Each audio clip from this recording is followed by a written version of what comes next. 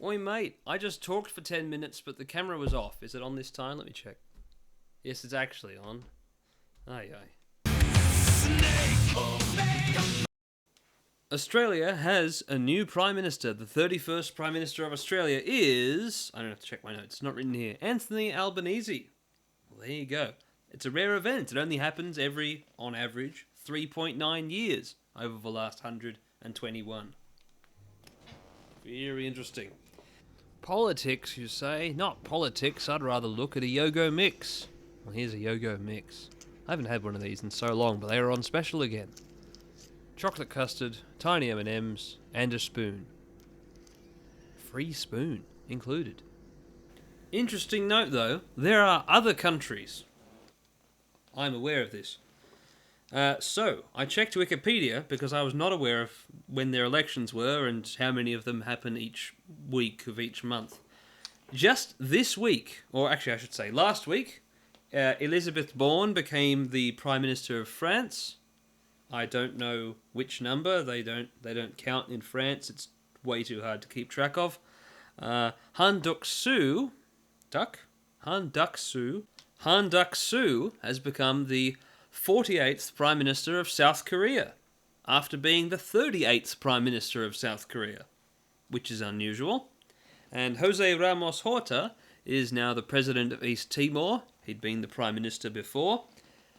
Tomorrow, Alan Gagloyev will become the President of South Ossetia, or Ossetia, if you like.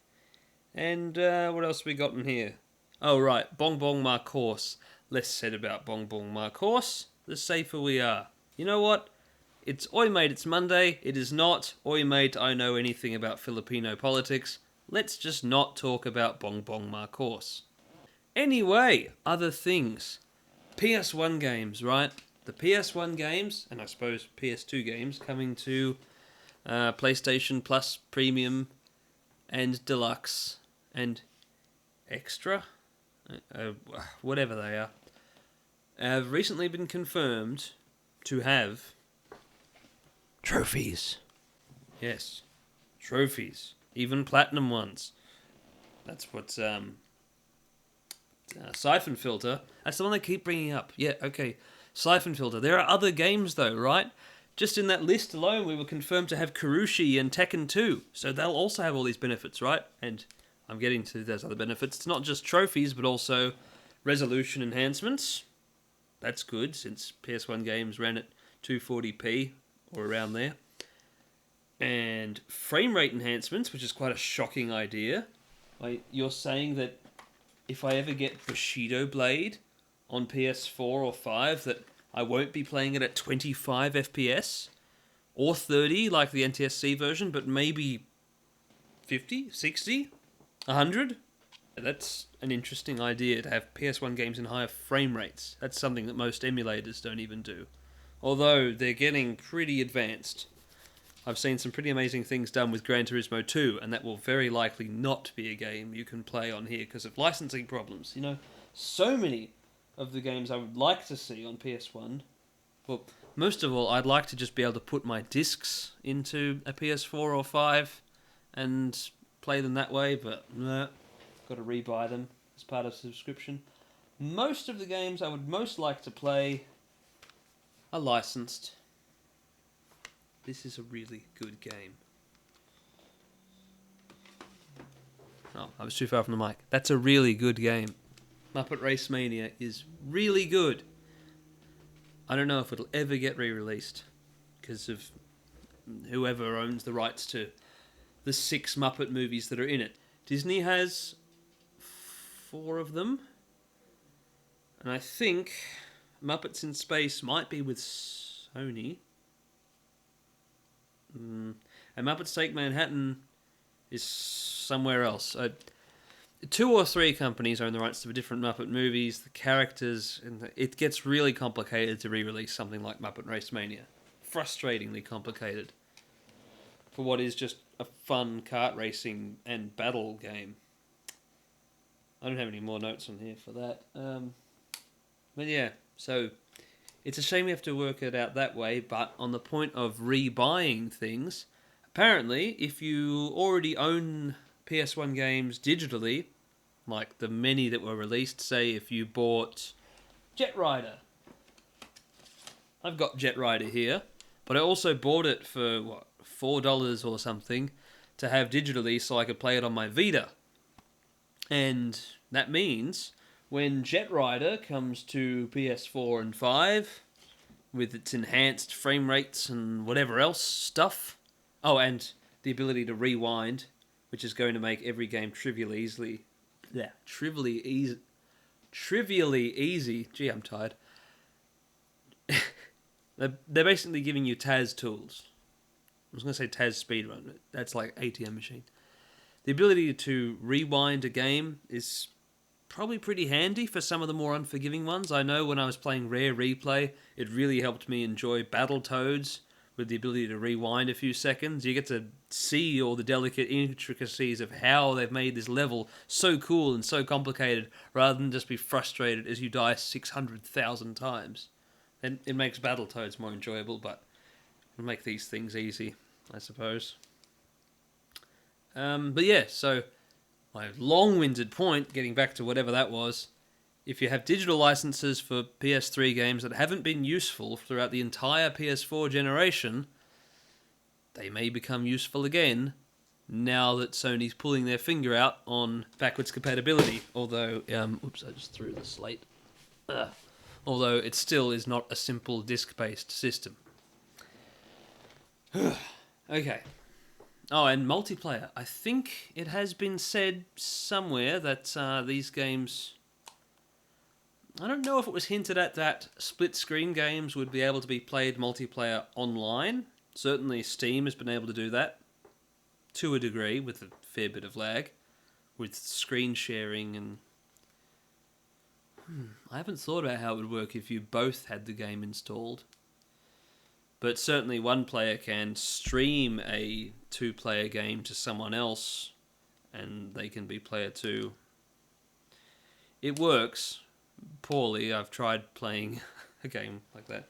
It's Australian internet. If that feature comes, Australia doesn't even get the tier of PS Plus that has PS3 streaming, so we probably won't be able to do stream sharing gameplay with friends, I imagine. But if it's just plain old online multiplayer, which rereading these things it might be, old Worms games might be getting online multiplayer where everyone just installs the game and plays with each other without having to stream the screen, that should be pretty good and would work fine for everyone. But yeah, that was all the features, wasn't it? Oh, and of course filters. Have you played a PS1 game at 4K? It'll look really weird with all that texture smoothing and all that. So perhaps the chunkier look with a CRT filter, the way it used to look, that might be what people want. My eyes, my brain. That'll be good. Filters are nice. I like CRT filters. My mate, it's 11 p.m. Something else written on this. Yeah, that's about it. So, that'll be cool. I want to see about PS2 games. Can I play Burnout 3 again? I'm waiting to play Burnout 3. I mean, I could play it on my PS2 now, but a lot of people don't have PS2s plugged in anymore, and it's very hard to play Burnout 3 these days, and many other games on the PS2.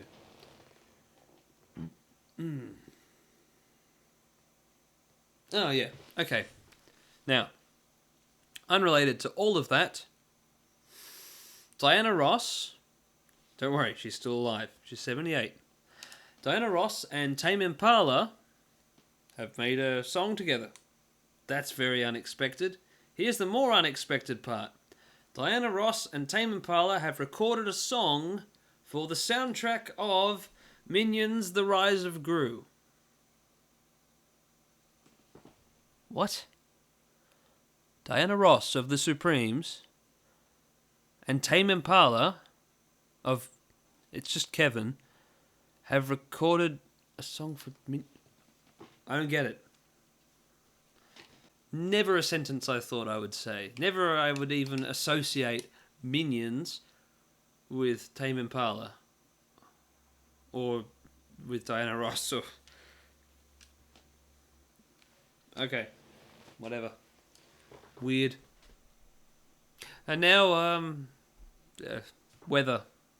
Up in Darwin, it's one of those copy and paste weeks. Monday it was top of 33, low of 23 and partly cloudy. Tuesday, 33, partly cloudy.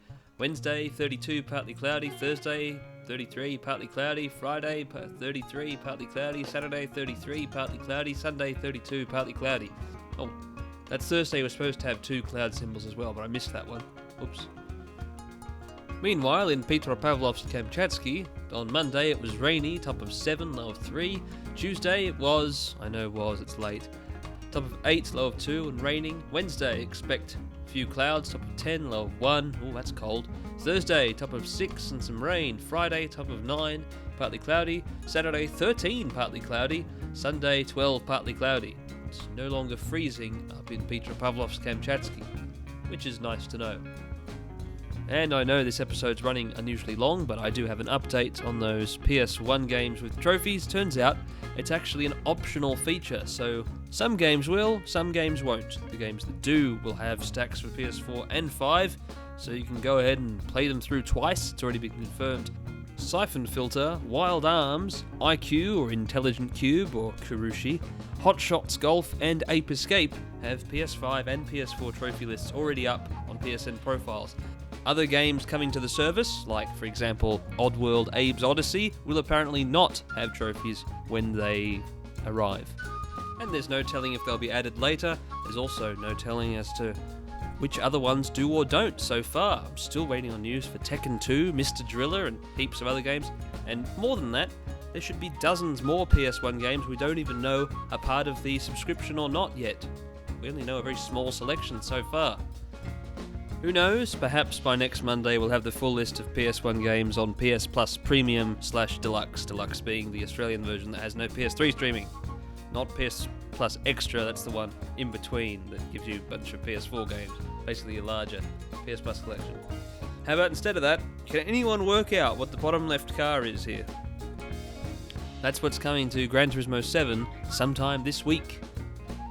The Toyota GR010 that won the WEC last year, the GoPro Rampage Camaro that won the SEMA show in 2014 and has been going to be added to Gran Turismo for 7 years, and whatever that convertible is. We will see this week. Hopefully it also comes with a track and a bunch more events. The game is getting quite stale, and I'll be reviewing that again in June. Anyway, Snake of Bacon signing out. I've got reviews to do. Modern Warfare first, and then Trenga Unlimited, and then, yeah, we'll see.